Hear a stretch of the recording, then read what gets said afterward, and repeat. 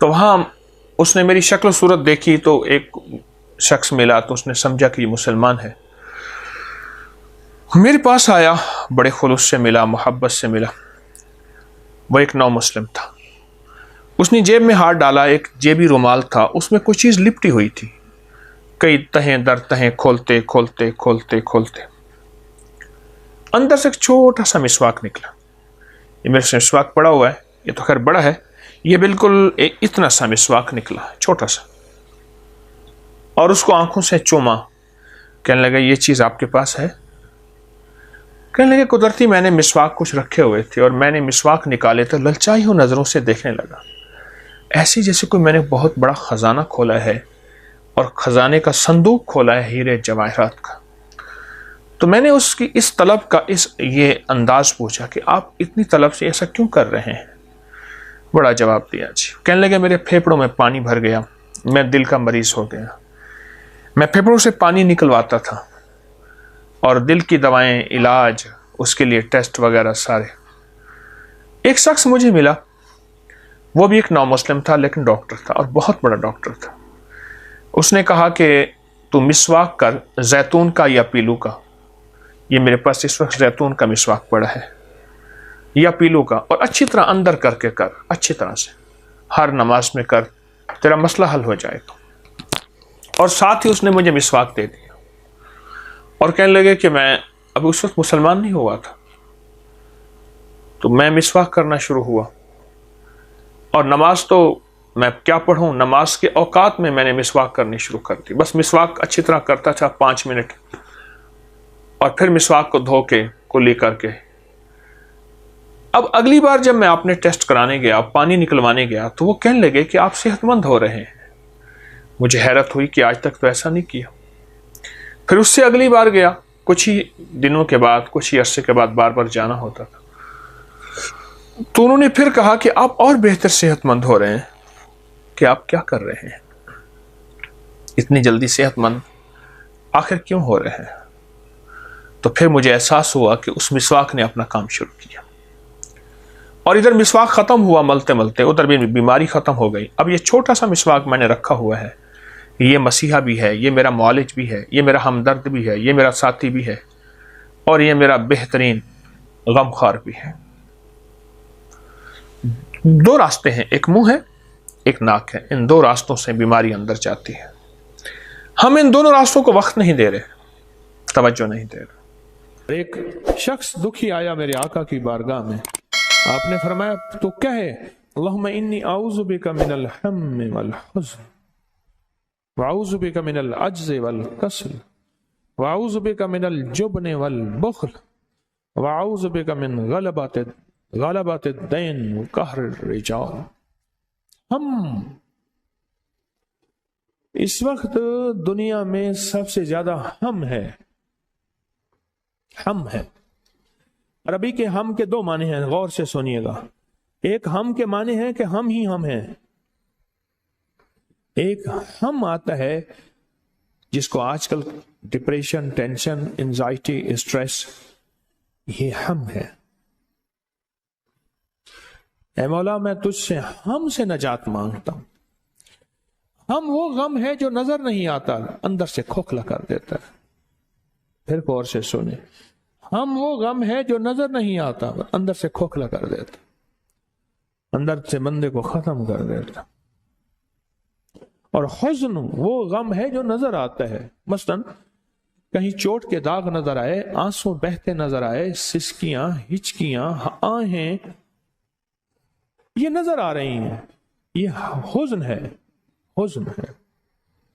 یہ غم کی وہ شکل ہے جو نظر آ رہی ہے، اور ہم غم کی وہ شکل ہے جو نظر نہیں آتی، بظاہر کہہ کے ہیں، بظاہر مسکراہٹ ہے، بظاہر آپس میں محبت ہے، بظاہر کھانے چل رہے ہیں، اندر اندر اندر اندر بندہ بجھا چلا گیا۔ رنگ اڑ گیا گلوں کا تو کوئی کمی نہیں، رنگ اڑ گیا گلوں کا تو کوئی کمی نہیں، خوشبو چلی گئی تو وقار چمن گیا۔ اندر سے خوشبو چلی جاتی، اور اس سے میرے آقا نے اور آقا کے ساتھیوں نے اسے پناہ مانگی ہے۔ آج بھی جو شخص زندگی میں یہ دعا پڑھے گا، اللہم انی اعوذ بک من الہم والحزن، اے اللہ اولاد کا ایسا غم جو میرے اندر کھا جائے، بیوی کا ایسا غم، بچوں کا ایسا غم، ماں باپ کی ایسی کڑھن اور ماں باپ کا ایسا درد جو میرے اندر کو پگھلا دے، میرے اندر کو پگھلا دے۔ وہ غم، وہ ہم، وہ درد، وہ کڑھن جو میں کسی سے بیان بھی نہ کر سکوں، یہ روگ کسی کو کہہ بھی نہ سکوں، لیکن یہ روگ مجھے اندر اندر اندر اندر میرے اندر کو ختم کر دے۔ یہ ہم ہے، ہم۔ آج سے صدیوں پہلے جب یہ لفظ ٹینشن کہیں لغت میں بھی نہیں تھی، یہ ڈپریشن، ٹینشن، یہ پتہ نہیں کیا لفظ، یہ کہیں تھا ہی نہیں۔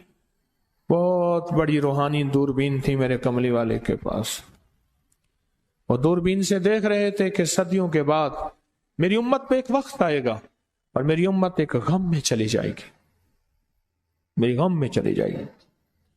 تو فرمایا کہ میرے پیارو، میری امتی ہو، اگر سارے غموں اور دکھوں سے دوری چاہتے ہو اور ساری مشکلات اور مسائل اور ناکامیوں کو ختم کرنا چاہتے ہو اور چاہتے ہو کہ اندر بھی خوشی اور باہر بھی خوشی ہو، تو زندگی میں تھوڑا سا وقت روز نکال کے پڑھ لیا کرو، اللہم انی اعوذ بک من الہم والحزن، پڑھ لیا کرو۔ پوری دعا نہیں پڑھ سکتے، دعا کا یہی بول پڑھ لیا کرو۔ پوری دعا تو ہے نا، اللہم انی اعوذ بک من الہم والحزن عجز والکسل، عاجز ہو جاؤں، سستی میرے اوپر غالب ہو جائے، جبن والبخل، اندر سے کھوکھلا ہو جاؤں، میرے اندر بخیلی آ جائے، بزدلی آ جائے، غلبت الدین، کسی کا قرض میرے اوپر چڑھ جائے، کسی کا حق میرے اوپر چڑھ جائے، وقہر الرجال، کوئی ظالم مجھ پہ مسلط ہو جائے، میرے آفس میں، میرے گاؤں میں، میرے محلے گلی میں، میرے گھر میں، میری زندگی میں، غلبت الدین وقہر الرجال، ایسا شخص جس کے دل میں میرے لیے نفرت ہو، بغض ہو، کینہ ہو، حسد ہو، انتقام ہو، اور اس کے دل میں میرے لیے رحم کا ذرہ بھی نہ ہوا، قہر الرجال۔ میرے کملی والے کے بول آج صدیوں پہلے آج بھی روشن تابندہ ہیں، میرے آقا کے بول آج بھی زندہ و تابندہ ہیں، آج بھی۔ آج خوش قسمت انسان وہ ہے جو ان بولوں پہ غور کرے، ان بولوں پہ یقین کرے اور ان سچے بولوں کو توجہ سے اپنی زندگی میں سمو لے، اپنی زندگی کا حصہ بنا لے۔ میری ایک درخواست ہے، کچھ چیزیں اپنی زندگی کا حصہ بنائیں، کچھ چیزیں اپنی زندگی کا حصہ بنائیں، میری ایک درخواست ہے۔ ان میں ایک یہ دعا ہے، پوری دعا یاد نہیں، اتنی کر لیں، پوری پڑھ لیں، 3 بار صبح شام پڑھ لیں۔ اللہم انی اعوذ بک من الہم والحزن، کتنے سیکنڈ لگے؟ پھر پڑھ رہا ہوں، اللہم انی اعوذ بک من الہم والحزن،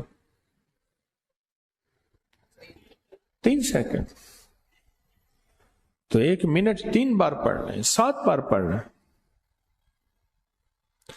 زندگی بہت غم زدہ ہے، زندگی میں بہت غم ہے۔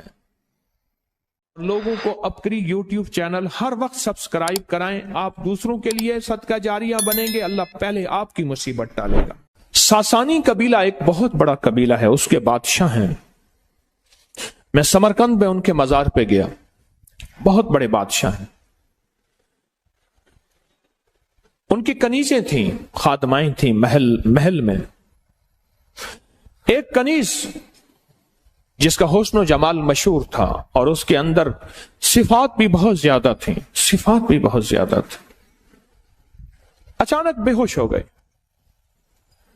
اور اتنا بے ہوش رہی کہ 5 راتیں گزر گئیں، اس کا ہوش نہ آیا۔ معالج سب تھک گئے، سب لوگ تھک گئے، اس کا ہوش نہ آیا۔ آخرکار ایک درویش آئے، انہوں نے اس کی چھوٹی انگلی پکڑی، پکڑ کے اس کا ناخن دبایا، اس کا ناخن دبانے کے بعد چھوڑا، پھر دبایا، پھر چھوڑا، پھر دبایا، پھر چھوڑا، تو فرمایا اوہ اس کو حسد کھا گیا ہے، اس کو حسد کھا گیا۔ تو پوچھا اس کا علاج کیا ہے؟ کہ موت، اس کا علاج صرف موت ہے، اور اسی بے ہوشی میں اس کے اندر کچھ نہیں جائے گا۔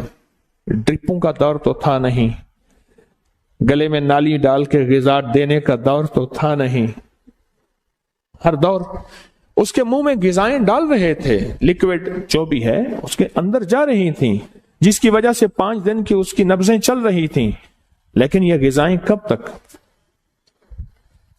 فرمایا حسد اس کو کھا گیا۔ پھر فرمایا ایسا کرو، اس کے ارد گرد بڑے گوشت کو اکٹھا کرو اور جانوروں کو ذبح کرو، اور اتنا جانور ذبح ہو کہ اس کے، آپ نے دیکھا ہوگا جانور کو نا ذبح کرتے ہوئے اس کی لہو سے، اس کے خون سے ایک خاص قسم کی بو اٹھتی ہے۔ خون کی بھی ایک بو ہوتی ہے ابتدائی، بعد میں خون کی بو بدل جاتی ہے، وہ اور بو ہوتی ہے، وہ بدبو ہوتی ہے۔ بعد میں کیا ہوتی ہے؟ بدبو ہوتی ہے، اور پہلے ایک بو ہوتی ہے۔ فرمایا اس کے ارد گرد جمع کرو، اور وہ جمع کیے گئیں، حتیٰ کہ اس کے ارد گرد اتنے جانور ذبح کیے گئے کہ اس کا جسم کا نیچے کا حصہ سارا خون سے بھر گیا۔ چاروں طرف جانور جب ذبح کیے گئے، اور اس کو کسی ایسی ڈھلوان کی جگہ پہ سلایا گیا جہاں خون جانور کا بہہ کے اس کے جسم کی طرف آئے۔ اتنے جانور ذبح کیے گئے کہ اس کا سارا جسم خون، اس کا نیچے والا حصہ ایسے ہے جیسے ابھی کچھ دیر کے بعد یہ خون میں تیرنا شروع کر دے گی، اتنا خون، اتنا خون۔ اور پھر یہ آیت کو مسلسل پڑھا گیا، قل اعوذ برب الفلق من شر ما خلق ومن شر غاسق اذا وقب ومن شر النفاثات فی العقد۔ اور اس آیت کو ومن شر حاسد اذا حسد ومن شر حاسد اذا حسد ومن شر حاسد، اس کو مسلسل تکرار کے ساتھ پڑھا گیا، پڑھا گیا، پڑھا گیا، اتنا اتنا اتنا اتنا اتنا کہ ہر بندے کی سانس پھول گئی، اور بے کلی اور جسم کی کیفیتیں بدل گئیں۔ اور یہی اللہ کو مطلوب ہے، جب دعاؤں میں بندہ ڈوب جائے، جب دعاؤں میں بندہ ڈوب جائے، جب دعاؤں میں بندہ ڈوب جائے، وہیں عرشوں سے فیصلے ہوتے ہیں۔ ڈوب جائے وہیں عرشوں سے فیصلے ہوتے ہیں، وہیں عرشوں سے فیصلے ہوتے ہیں۔ اور اس کے بعد اس کو ہوش آیا، پوچھا کیا تھا؟ کہاں میں بیٹھی تھی، ایک ریچھ آیا اور آ کے نا اس نے میرے منہ کے ساتھ منہ ملایا اور میرے اندر سے کچھ کھینچا، اور کھینچا تو بس اس کے بعد میں بے ہوشی میں چلی گئی۔ اور کہا جب ہوش آیا تو کچھ محسوس ہوا؟ کہا ایک سفید سی چیز آئی، اس کے پاس ایک سبز رنگ کا رومال تھا، اس رومال میں کچھ چیز تھی جو میرے منہ میں ڈالی، وہ دودھ تھا یا پانی سفید تھا، وہ میرے منہ میں گئی، اور میں منہ جاتے ہی وہ میں سکون میں آئی، اور سکون میں آتے ہی میرے اندر ایسے ہے جیسے روح کسی نے نکال لی تھی، وہ روح میرے اندر واپس آ گئی، اور میرا جسم پھر سے بہاروں اور رحمتوں اور جان میں جان آ گئی۔ تو شیخ نے بتایا، وہ جو بزرگ تھے جنہوں نے یہ عمل کیا تھا، فرمایا اصل میں یہ تھا کہ اس کے اندر کی جو جان تھی، جسم کی، روح کی وہ جان تھی، وہ چیز اس نے اس کو نکالا، اب جسم رہا اور سانسیں رہیں، اور اس نے اس کو کھینچا، اور یہ جو نور ہے اس نے وہ چیز اس کو واپس لا کے دی۔ اور پوچھا یہ نور کس کا ہے؟ کہا اس آیت کا ہے، من شر حاسد، من شر حاسد۔ لوگوں کو اپنی یوٹیوب چینل ہر وقت سبسکرائب کرائیں، آپ دوسروں کے لیے صدقہ جاریہ بنیں گے، اللہ پہلے آپ کی مصیبت ٹالے گا۔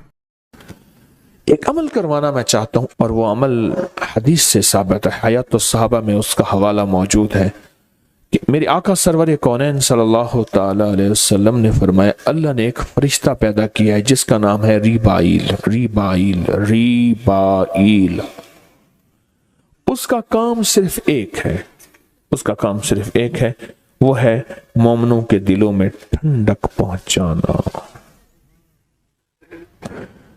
مسلمانوں کے دلوں میں کیا پہنچانا؟ ٹھنڈک پہنچانا۔ دل پریشان، حالات پریشان، اور سب کچھ ہے، کمروں میں ٹھنڈک، گاڑی میں ٹھنڈک، سب کچھ ہے، پر اندر ٹھنڈک نہیں ہے، یعنی دل بے چین ہے اور دل پریشان ہے۔ وہ اربوں انسان ہے، وہ کھربوں انسان ہے، ایک فرشتہ سب کے لیے کافی ہے۔ اللہ نے اتنی طاقت، اتنی قوت دی ہے، اللہ نے اتنا وجود دیا ہے، فرشتہ کافی ہے، اور اس کا کام صرف مسلمانوں کے، مومنوں کے دلوں میں ٹھنڈک، سکون، اطمینان، راحت پہنچانا ہے، راحت پہنچانا ہے۔ اب میں آپ کو طریقہ جو بتاؤں گا، جو طریقہ بتاؤں گا، اس طریقے کے مطابق پہلے آپ نے سننا ہے غور سے۔ آپ نے دونوں اپنی آنکھیں بند کر کے اپنا دایاں ہاتھ دل پر رکھیں، گہرا سانس لیں، دونوں آنکھیں بند کریں گے، دایاں ہاتھ دل پر رکھیں گے، گہرا سانس لیں گے اور سانس روکیں گے، جتنے لمحے سانس روک سکیں گے، اور پڑھیں گے اللہم بحرمت ریبائیل، اللہم بحرمت ریبائیل۔ زندگی میں کہیں بھی دل میں تلخی آئے، سختی آئے، بے چینی آئے، پریشانی آئے، بے سکونی آئے، راحت چھن جائے اور خیر چھن جائے، تو آپ اپنے جہاں بھی ہیں، جس جگہ بھی ہیں، اور یہ عمل ہر حالت میں کیا جا سکتا ہے، ایسے دل پہ ہاتھ رکھ کے دن میں، رات میں، صبح میں، شام میں، جہاں بھی، اور اس کو سانس روک کے آپ پڑھ کریں، آپ کو نقد رزلٹ ملے گا، اسی وقت رزلٹ ملے گا، اسی وقت اس کا نتیجہ ملے گا۔ اپنے غم، اپنے ہم، اپنی پریشانیاں، اپنے دکھ، اپنی ٹینشنیں، اپنی انزائٹیاں، اپنے سٹریس اور اپنی ذہنی الجھنیں، دل کے دکھ، تکلیفیں، سارے ریبائیل کے حوالے کر دی۔ کس کے حوالے؟ فرشتے کے حوالے کیے۔ فرشتے کی ہے ڈیوٹی، اس نے آپ نے غموں کو بدلنا ہے سکون، چین، راحت، برکت، عافیت میں، وہ اپنا کام کرے گا، اس کی ڈیوٹی لگی، کیونکہ فرشتوں میں نافرمانی کا گمان ہی نہیں ہے، فرشتوں میں حکم عدولی کا تصور ہی نہیں ہے، تو لہٰذا اس نے اپنا کام کر دینا ہے۔ آپ نے اپنے سارے کے سارے ہم اور غم، فکریں اور درد کس کے حوالے کر دیے؟ کس کے؟ ریبائیل کے حوالے کر دیے۔ سارے ہم اور غم اور دکھ اور پریشانیاں آپ نے ریبائیل کے حوالے کر